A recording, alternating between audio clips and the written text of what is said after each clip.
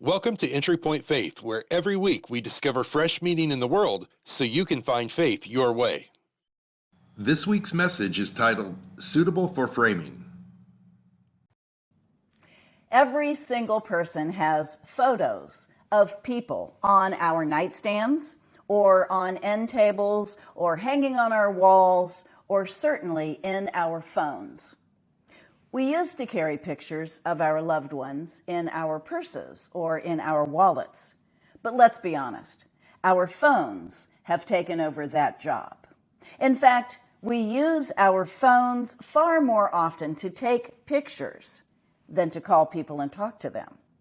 And of course, in our digital world, we can take and delete and retake pictures as many times as we want to. It's instantaneous and it's free. And so I sometimes wonder if the art of taking pictures, also known as photography, has lost some of its importance, some of its value in our lives because it is now so accessible and so easy. How many of us have some pretty outdated pictures hanging on our walls or sitting around our homes? That's because our recent pictures, the good ones, are on our phones, that camera that we sometimes talk into. Now, of course, we sometimes keep those images, those baby pictures of our now adult children hanging up on the wall because they're precious to us. Those pictures are memories that we want to keep alive. Amid the thousands of pictures that we take and keep digitally, there are a few important moments that we have captured in a photograph that we want to print and hang on to our walls or show to our friends or set out in our homes. These are the pictures that we have deemed suitable for framing. There is incredible power in photography, as evidenced by these words from photographer Steve Simon. Photography can transform light and time into something physical. It's a universal language that we all speak, and great photos communicate so much in an instant without words or sound. We think in still images. Our memory is formed by them. Photography can move us. We have all noticed that when there is a tragedy and an individual or a group of people pass away suddenly, we notice that photos of the deceased are displayed in their honor. We want to see their faces. We want to remember them. Photos record our milestones, usually during happy times and during the big events. When my recent play, Drinking Habits, came to a close, the cast gave me a fabulous present. It was a framed collage of beautiful pictures taken of the actors by a professional photographer. There couldn't have been a more suitable, perfect gift from that group of actors to me. I had spent weeks helping them create those images, and now I am able to hold on to that memory every time I look at their gift. We frame important moments of our lives, and we frame pieces of art. Now, many of us may not have grown up in homes where there was a lot of art on the walls. On the walls of my humble home were a few pictures of barns, some stock landscape prints, and a picture of my brother and me on a pony that some guy in the neighborhood brought around for each kid to get a picture on. You probably have one in your house too. We select pieces of art to frame and hang in our homes when we believe that they are intriguing or beautiful images to look at. When was the last time you saw something that you thought was beautiful? Maybe you were on vacation or visiting a special place that you don't always visit. Many of us don't really look around our everyday lives and see beauty.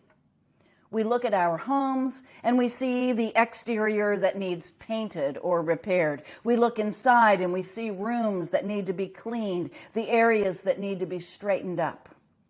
If we happen to venture outside and take a walk, we might see some cute sights, but probably not images that we would believe are suitable for framing.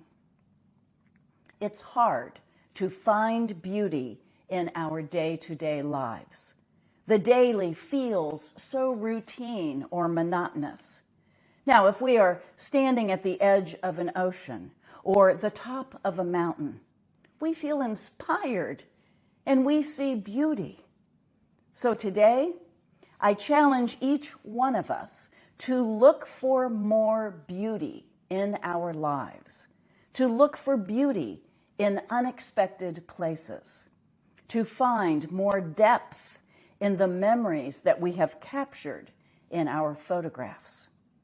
If we actively seek to find beauty, we might find it right at our doorstep, or on the street that we often drive by, or in the neighbor's driveway where flowers have bloomed in a small crack in the cement. We miss the rainbow because we only see the rain. We are missing so many things that are beautiful and precious and artistic. Artist Thomas Schaller writes about the struggles that he had with accepting the jumble of overhead wires and poles that define much of the skyline in Los Angeles, California. Now, because of the occasional earthquakes, utility lines can't be buried beneath streets and sidewalks there, as it often happens in other large cities. After resenting and despising the presence of those lines, Schaller began to see the poles and the wires not just as an inevitable plague, but rather as beautiful vessels.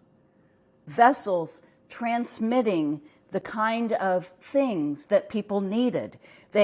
As they transferred the utilities to the homes in the area, they made an interesting carving and dividing in the sky.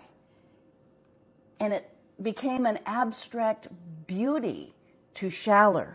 So Schaller painted this image with his new view of what the utility lines were doing. He had found new beauty in their function. Schaller then said that this painting became an awakening to him, both as a person and as an artist. He stated that beauty cannot be found in what we see, but in how we choose or learn to see. Beauty does not so much exist within our subjects, he said, but in how fully we are able to see and feel our subjects. If we, like Schaller, can retrain ourselves to look at the world with fresh eyes, we might just find lots of new images that are beautiful and suitable for framing and even healing to our spirits. A picture is indeed worth 1,000 words. And sadly, photographs are often the only proof of our existence.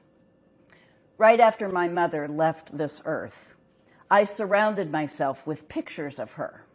I immersed myself in all of the photos and pictures of her that I could find, and then I set out to create a collage of images for each individual member of our family that contained photographs of them with my mother.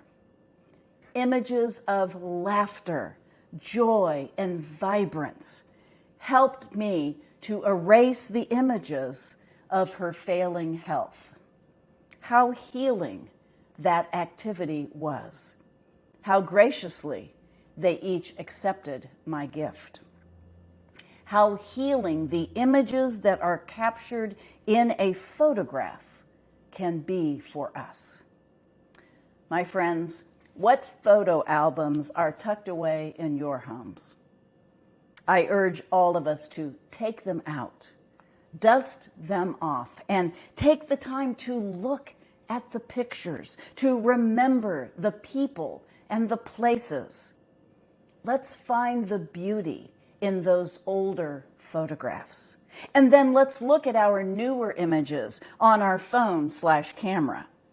What is precious and amazing in those images that maybe we've never really seen before? Let's look more closely to try to find the beauty. And finally, let's go out and find more beauty.